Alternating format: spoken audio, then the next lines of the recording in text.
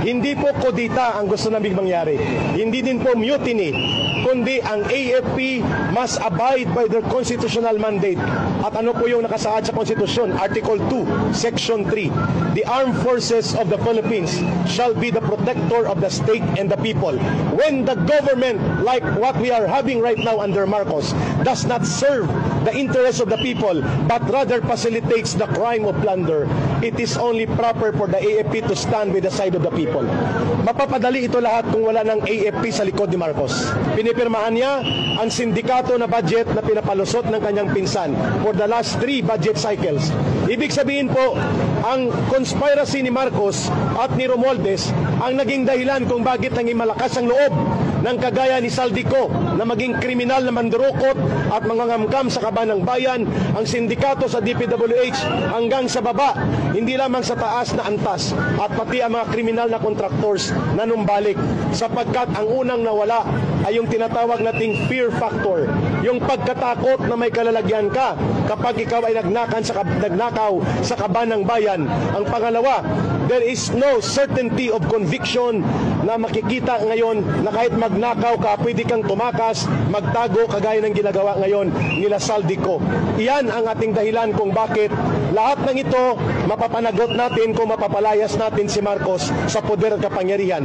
Pero hindi sa pamamagitan ng karahasan, people power, na mapayapa, tuloy-tuloy, ngunit hindi tayo titigil na hindi siya bumababa. Pangalawa, mapapadali pong lahat ng ito kung dumagsa ang tao sa lansangan, mapipilitan ang Armed Forces of the Philippines to withdraw support from the Commander-in-Chief.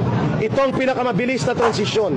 Hindi tayo lalabas doon sa constitutional line of succession. Ibig sabihin po, nasa batas pa rin ang pagkilos natin. Let the constitutional line of duty of the armed forces be their call of conscience. Ano po yun? That the armed forces of the Philippines shall be the protector of the state and the people. And Marcos and Romualdez are not the state. They are not the government either.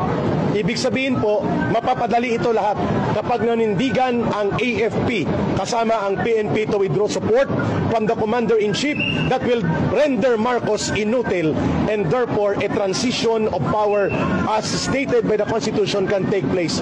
And then huhulihin natin si Marcos, si Romualdez at sila Saldico, papanagutin sila at bawiin ang ninakaw at dinambong na kayamanan. Sinira at dinoktor ang mga ebidensya. Ganito raw ang ginawa ni Baguio District Engineer Rene Zarate sa mga dokumento ng DPWH na may kinalaman sa mga anomalyang flood control at iba pang infrastructure project ng pamahalaan. Ayon yan sa investigasyon ng Independent Commission for Infrastructure o ICI. Kasunod din yan ang pagpayag ng Senate Blue Ribbon Committee na payagang makalaya saglit ang nasasangkot sa issue na si dating DPWH District Assistant Engineer Bryce Hernandez para kumalap ng mga ebidensya. I received a report from Mayor Benji Magalong regarding suspected tampering and maybe even destruction of documents in the Baguio City District Engineering Office. Dahil dyan, pinatawan na ni Public Works and Highway Secretary Vince Dizon si Zarate ng preventive suspension sa loob ng 30 araw. Binigyan din siya ng 3 araw para sagutin ang mga tanong sa kanya na may kinalaman sa gross neglect of duty at iba pang reklamo. Kinondena naman ng ICI ang paninira at pagmamanipula sa mga nasabing dokumento. Posible raw na maharap sa kasong administratibo at kriminal ang mapatunayang sangkot dito. Sa gitna niyan, ipinag-utos din ni Dizon sa lahat ng opisina ng DPWH na isumite ang lahat ng dokumento tungkol sa flood control projects at government-funded infrastructure sa nakalipas na 3 taon. Bukod dyan, inatasan din ang mga regional director at district engineer na siguruing handa maging ang mga datos ng mga proyekto sa nakalipas na 10 taon sakaling hingin ito sa kanila. Babala ng kalihim sa mga hindi susunod. Kung ano yung nangyari kay Rene Zarate, mangyayari sa kanila. At sila kakasuhan namin administratively at criminally, at sila ay immediately isususpend, at pag napatunayan yung kanilang ginawa, sila ay immediately madidismiss. Ngayong araw din nakipagpulong sina Senate President Tito Soto at Senate Blue Ribbon Committee Chairman Ping Lacson sa ICI.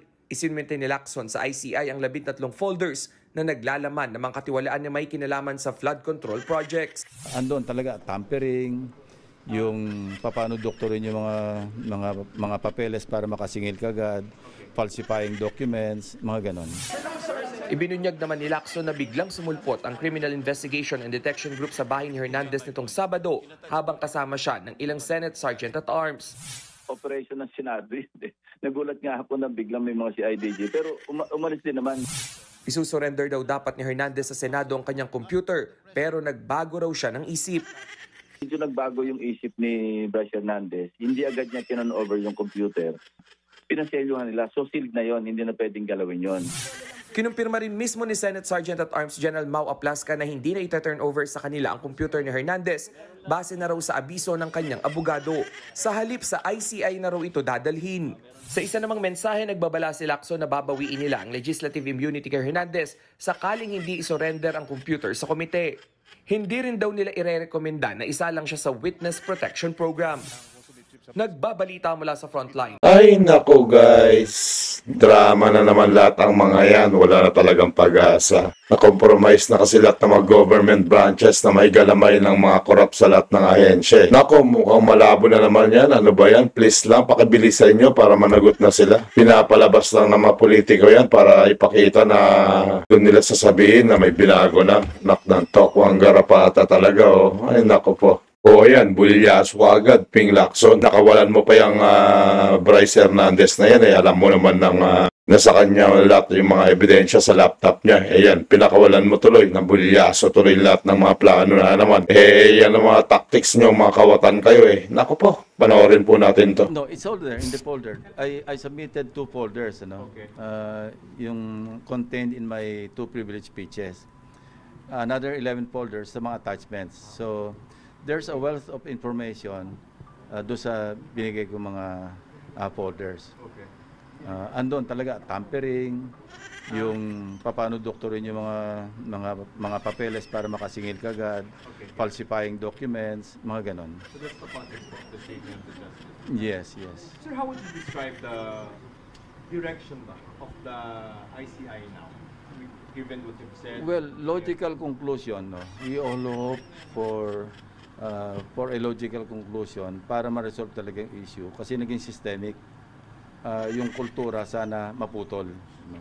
That's one of the parang points of discussion namin kanina. Sir, sorry on the tampering. Sino po ang nagtatamper? Sino nagsisira? Yung mga taga-district engineering officers, hindi nagsisira, nagmamanufacture. Tinatamper nila yung mga documents para makasingil. First progress billing. For example, I gave them one example na yung notice of award was given, say, December 17, Tapos yung notice to proceed, the following day, December 18. After 2 days, nagpa-progress billing, naniningil na ng 46%. And then after 7 days, nakasingil ng 46%, I think 42 million. And then another, give or take, 2-3 months, kasi March 14, naka 89%.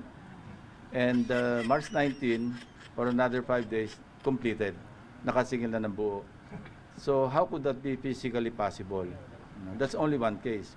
There are other cases na 2 projects, parang kambal sila, sabay yung notice of award, sabay yung notice to proceed, sabay din yung pagsingil ng first progress billing, sabay din yung second progress billing, lahat. Ganon na ka-brazen. No? Wala nang regard sa baka mahalata tayo, baka mabuko.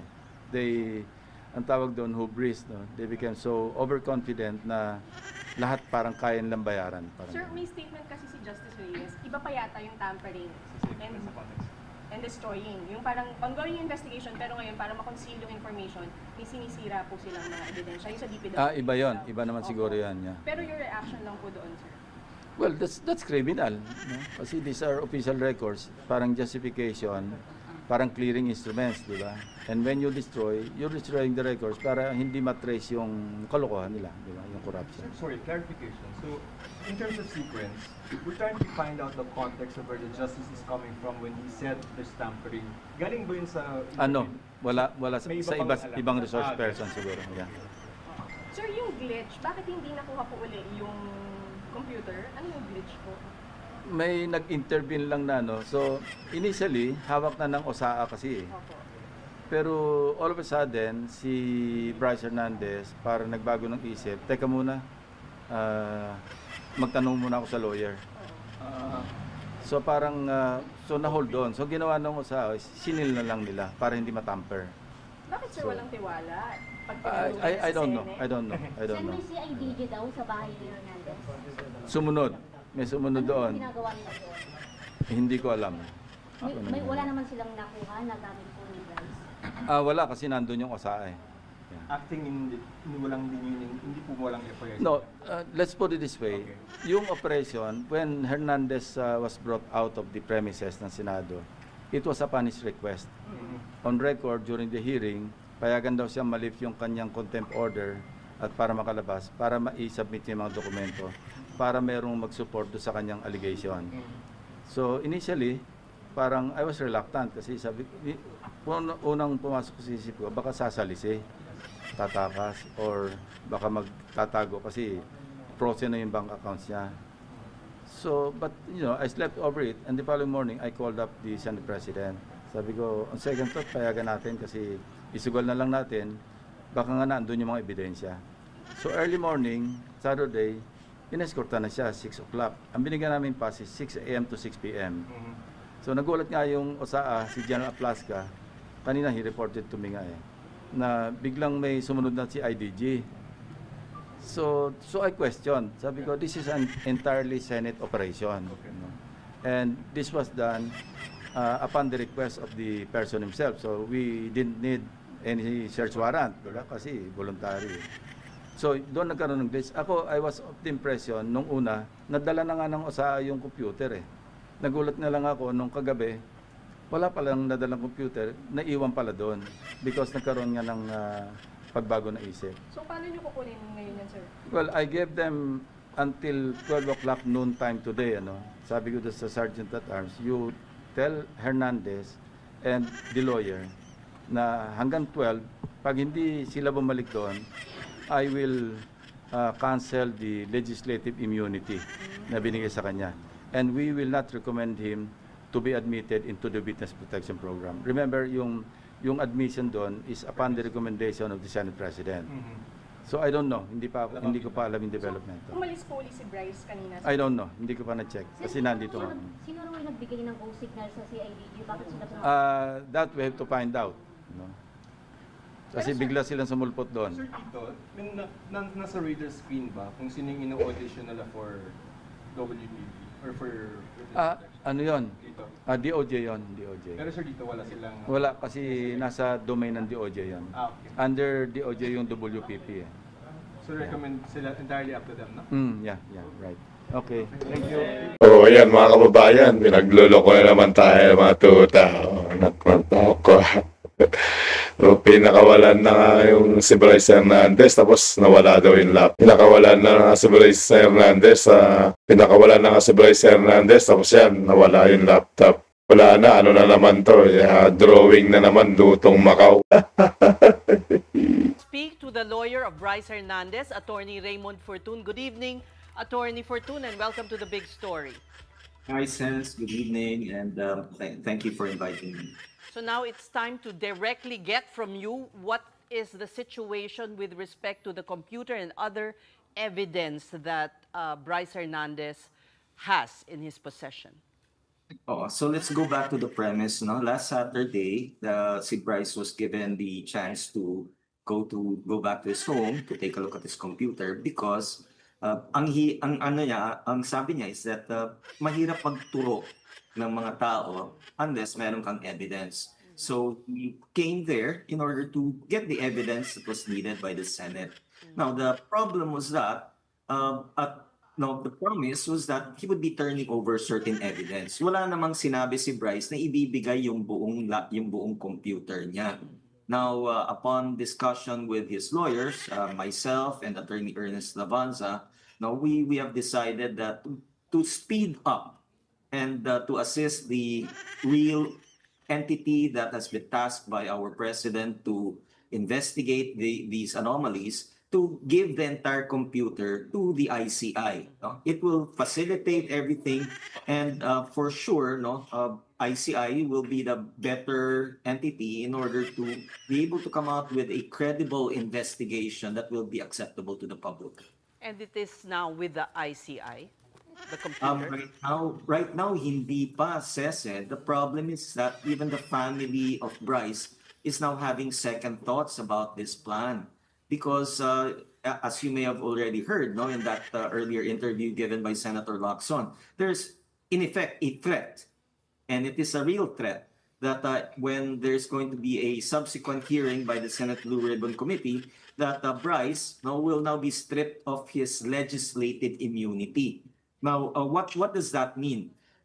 Any time that a resource person would go to the Senate, meron siyang effectively na assurance that whatever he says is not going to be covered by libel laws, no? So somehow it will encourage resource persons to speak freely. Now, once you strip a resource person of this legislative immunity, then matatakot na siya, because now anything that he say which is defamatory to another person or even to an entity, cannot be he cannot be subjected to libel laws, and it will be very difficult now for Bryce to speak freely. He wants to tell all, he wants to cooperate with whatever efforts made by the Senate Blue Ribbon Committee, pero with that kind of a threat, kahit din ako, anybody, any resource person will think twice about going and speaking before that committee. Kasi matatakot siya. But attorney, the threat only materialized because parang kumbaga nagkaatrasa na sila di ba? He was only allowed out to be able to get the documents and the computer. And of course, when he refused to turn it over, I mean, that was the whole reason for him being allowed out, right? So maybe... Well, what happened is we've already turned over a number of documents to the Senate, and that was the promise, that there would be evidence to support Bryce's accusations against certain individuals. But there was no promise that the entire lock, stock, and barrel is going to be given to the Senate. So binigyan na po. In fact, I think earlier there was an interview also by Senator Lacson that these documents had been sealed. They had been sealed already. They are in their custody. All they have to do is just now open the sealed documents. And I have it really on authority that there were in fact documents which were turned over to the Senate Blue Ribbon Committee. That was the promise. Now, with regard to the computer, parang ang nangyayari dito is they now want also to get this computer. And the intention of Bryce is also to assist the ICI in its own investigation. Because Bryce also believes that the ICI should also be given a free hand in order to help in the public's desire for not only for accountability but also for transparency. Session sa BICAM. Illegal, pagtapos na ang third reading, nasa BICAM, nagsisingid ka. The original sin is Congress. Kung wala nag-insert, walang paglalaroan yung mga district engineering. Hiningi raw ang minutes ng meeting ng small committee na bumuo sa 2025 budget. Dawit dyan si Ako Bicol Party List Representative Zaldi Co na chairman ng House Appropriations Committee ng balangkasin ang 2025 budget. Itinanggi na yan ni Co. Ngayon, hindi alam kung nasaan si Co na matapos magpaalam na magpapagamot sa Amerika ay tinanggalan ng Travel Authority ng Kamara. Lumabas sa record ng U.S. Customs and Border Protection na pagdating niya sa New York noong August 26 gamit ang tourist visa, umalis na siya noong September 13. Walang nakalagay kung saan siya sunod na pumunta. Binigyan siya ng 10 calendar days para umuwi kung hindi maaari siyang maharap sa disciplinary at legal actions. Si Co ay dinadawit din sa mga manumalyang proyekto. Siyang may-ari ng SunWest, isa sa mga pinangalanang nakakuha ng malalaking government contracts. Una nang sinabi ni Co na nag-divest na siya sa kumpanya. Nagsumite naman si Lacson sa ICI ng mga ebidensya kaugnay sa isiniwalat niya sa mga modus sa mga manumalyang proyekto. So, kayong mga kawatan na nasa gobyerno, talagang sinadya nyo itong yung pangyayaring to, nasa patakasin nyo itong si Zaldico, alam nyo nga mabibisto yung mga pandarambong ninyo, mga kababayan. Ano pang inintay nyo? Ibalik na si former President Duterte para paghuli na ipakulong itong mga sandamukal ng mga to. Sayang yung pinapabayad sa inyo ng mga taong bayan na nagkakandahirap dito. Kasi yan lang mga pinaggagawa ninyo, mga panloloko. Mga kababayan, huwag niyo kalimutan i-share, i-like at i-subscribe ang itong mga videos na to. At nang sa ganun, napapanood dito ng ating mga mahal na kababayan dito sa Pilipinas at sa iba't ibang bahagi ng mundo. Maraming salamat po. News That Matters. God bless. Thank you.